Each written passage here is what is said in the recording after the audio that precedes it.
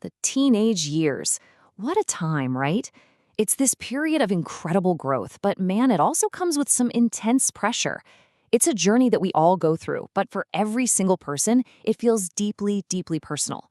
So today, we're going to dive into a framework that's designed to help navigate all of that. And really, this is the big question, isn't it? It's the one that can keep so many parents and teens themselves up at night. I mean, it's a winding road. It's filled with all these new challenges and critical decisions that can feel just completely overwhelming. So, how do you even begin to guide someone through it all? This idea of evolution under pressure, that just perfectly frames the whole challenge. It's not just about getting older, right? It's an active, really demanding process of becoming someone new. This single insight pretty much sets the stage for everything we're about to get into. Okay, so to really understand that journey, first we have to get a handle on the obstacles. Our source material calls this the teenage tightrope, and I love that metaphor. It's this delicate, high-stakes balancing act between who you are right now and who you're trying to become. And this is exactly what walking that tightrope feels like. All of a sudden, there's this huge spike in self-awareness. That feeling like you're constantly on a stage, but at the exact same time, you're suddenly expected to make your own big decisions. And what does that lead to? You start looking for validation from everyone around you. It's really a perfect storm for comparison and a whole lot of self-doubt. So if the path is that challenging, what actually helps? Well, this brings us to the solution presented in our source, a program called Yonsha Teens. And it's designed not to be a map, but more like a companion for the climb. And listen to that wording, because the key word here isn't guide or teacher, it's companion. That's a huge difference. The goal isn't just to give instructions. It's about providing this constant, non-judgmental presence that directly fights those feelings of loneliness that can really define this whole period. Okay, so how does this companion thing actually work? Well, the core idea is pretty fascinating. It uses the power of stories to map out real-world dilemmas, and even more importantly, the behavioral choices that come right along with them. So this right here, this is the heart of the whole program, a framework of 19 story-based scenarios.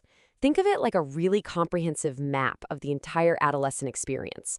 Each one of these stories represents a common crossroads, everything from dealing with adversity to managing your goals and building up your confidence.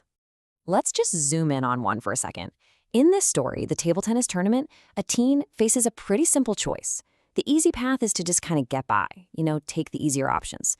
But the story presents an alternative. What happens if you decide to raise your own standards? It reframes a simple challenge into this powerful opportunity for personal growth. Or, hey, how about this one? The classroom confession. The common reaction here, when you feel like you've got no support, is to just give up. But the story gently guides the teen toward a much more resilient behavior, learning to do what's right, even if nobody's there cheering you on. It's all about building that internal compass that doesn't need outside praise to work. And here's the really crucial point. By engaging with these dilemmas in a safe, story-based world, teens aren't just learning. They are actively practicing how to choose a better path. This is where the real evolution starts to happen. The whole process becomes this repeatable loop. A teen faces a real-world challenge. Maybe they're feeling totally unsupported. Then they engage with a story that mirrors that exact feeling. And through that experience, they start to internalize a new, more positive way to behave. So this isn't some abstract advice. It's more like a flight simulator for life's tough moments, building real-world resilience. The methodology here is so important. The source calls these gentle, debatable experiences, which means this isn't about right or wrong answers. It's about sparking thought, sparking discussion. The goal is to develop what the program calls accelerating behaviors, basically small positive habits that build on each other and create real momentum towards a more confident adulthood. So where does all this lead? What's the ultimate destination of this whole journey? Well, it's all about building a future self who is both competent and resilient. And these are the tangible skills that define that adult. We're talking about a fundamental shift from needing everyone else's approval to taking your own responsibility. It's about learning to overcome adversity instead of letting it define you. And it's about developing that deep focus you need to actually see your goals through.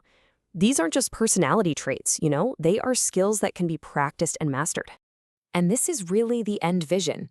A young adult who doesn't just follow a path that's laid out for them, but has the confidence and the understanding to create their own. That represents the ultimate shift from being a passenger in their own life to becoming the driver.